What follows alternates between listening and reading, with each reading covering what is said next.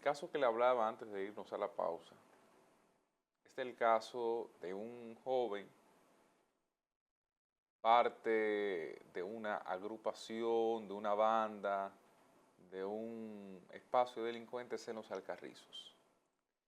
Y miren qué cosa, ustedes recordarán que hace unos días varios de los miembros de la banda 3030 o los Papo Trenza habían sido asesinados o habían muerto en un enfrentamiento con la Policía Nacional. Bueno, este caso que hablaré ahora se refiere a la banda contraria a los Papo Trenza, a los adversarios de los Papo Trenza. Y se trata de la banda de Chelo Alcarrizos, o Chelo el Regidor, o Chelo sencillamente, como es conocido en esa zona de nuestro país. Chelo es un joven que ha crecido dentro de la estructura de César Emilio Peralta, el abusador, o que más bien se ha escudado en esa estructura y con el tiempo crecido. No nació ayer, no nació antes de ayer, no nació hace un mes. Es una estructura que durante años ha venido desarrollándose paralela a la de Papo Trenzas, enfrentándose entre sí en los Alcarrizos. Resulta que este joven, que viene siendo una pieza importante o venía siendo importante dentro del enclave de César Emilio Peralta, el abusador, bueno, cuando es arrestado César Emilio Peralta en Colombia, ustedes saben el escándalo que se produce en República Dominicana por ese tema, él que aquí estaba guardando prisión es liberado en ese momento. Y lo que se dice en ese espacio de tiempo es que parte de esa liberación fue negociada con el propósito de abrir la compuerta a que este sea uno de los custodios de César Emilio Peralta o de los bienes de César Emilio Peralta, sobre todo para la zona de Santo Domingo Este, los Alcarrizos. Bueno, José Luis Alvarado es su nombre, alias Chelo el Regidor. Fue candidato a regidor y fue de ahí donde se ganó el apodo en 2016 por el Partido Revolucionario Moderno. Más bien en el 2015 porque no llegó el 2016 fruto de un conflicto donde mató a un agente de la Policía Nacional, un segundo teniente, en los Alcarrizos en un proceso de desalojo. Ese segundo teniente se llamaba Herpi Castro Corporán. Incluso en ese momento era Castro Castillo, si no me falla la memoria, el director de la Policía Nacional. Castro Castillo fue el mismo que lo señaló a él como el responsable de ese hecho. Se entregó posteriormente y no sé bajo qué mecanismo logró salir de prisión. No sé si fue en ese momento condenado, estamos hablando de 2015, tuvo que declinar a la candidatura del PRM, reitero, que era el partido al que pertenecía, o por el cual era candidato en ese momento. Bueno, José Luis Alvarado, en ese enfrentamiento donde mata a ese segundo teniente, supuestamente era por un lío de tierras, unos desalojos que se habían producido en el 17 y medio, ahí próximo a los Alcarrizos, pero no necesariamente dentro de los Alcarrizos, y le dio un disparo en la nuca al policía que ahí estaba. Bueno, ya el cuento de eso ha corrido. Pasa el tiempo, logra escaparse o zambullirse o sacudirse de ese proceso judicial, cumple lo que tiene que cumplir, sale de prisión y resulta, oh sorpresa, que él es señalado en el expediente por parte de el Ministerio Público a través de la oficina del Distrito Nacional, de la Fiscalía del Distrito Nacional, es señalado como uno de los presuntos asesinos de Jerry Pascual Cordero. ¿Quién es Jerry Pascual Cordero? Bueno, el hijo de alias El Chino o de Pascual Cordero, uno de los narcotraficantes más importantes de la última década en República Dominicana.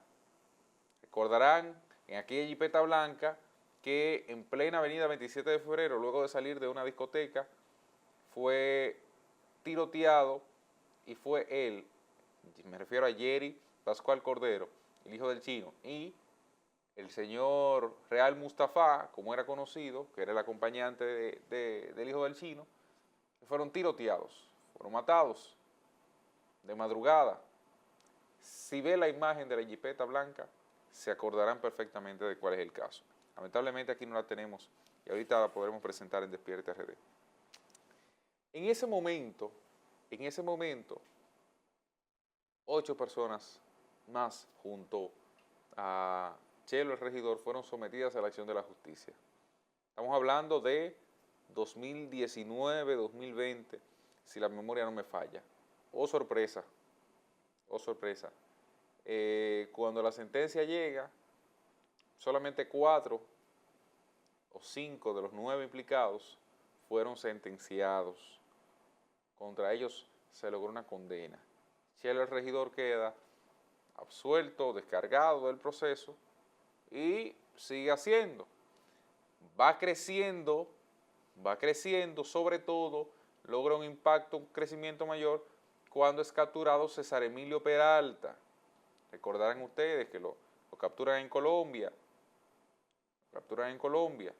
Bueno, después de eso,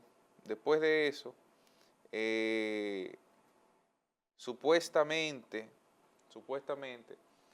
él había estado asumiendo una parte importante antes de la muerte de alias El Gringo, otro capo importante de República Dominicana. Había estado asumiendo una parte importante del sicariato por encargo, de las muertes por encargo para esta persona. Resulta que este muchacho, quien tiene una orden de búsqueda de la Policía Nacional, había salido esta semana por el Aeropuerto Internacional de las Américas para Colombia. Y oh sorpresa, señores, con todo que tiene una orden de búsqueda en su contra por parte de la Policía Nacional, y estoy hablando de que esa orden de búsqueda se produjo recientemente, apenas a finales de noviembre, por un secuestro del que fue acusado contra el empresario Moisés Eduardo Félix Díaz, que es el dueño de Mundo Repuesto Barahona. Oigan, ¿dónde estoy hablando?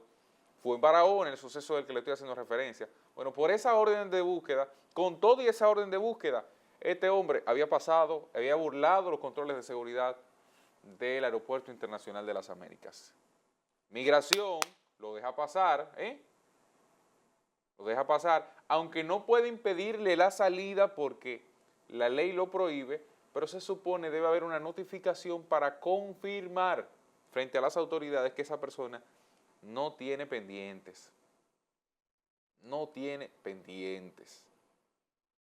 Y bueno, Chelo, el regidor, bueno, se va, aunque es buscado aquí, se va a Colombia. Pues en Colombia, vía la Interpol, vía la Policía Internacional, porque tenía una orden de búsqueda en República Dominicana, y bueno, República Dominicana se entera, hace la notificación, y allá es capturado y deportado. Llegó este fin de semana a República Dominicana. Veamos ahora si finalmente las autoridades tendrán la capacidad de convertirlo en un presidiario, de llevarlo a prisión y convertir las acusaciones en una sentencia de la cosa irrevocablemente juzgada contra este señor. Porque oiga el prontuario del que estoy hablando.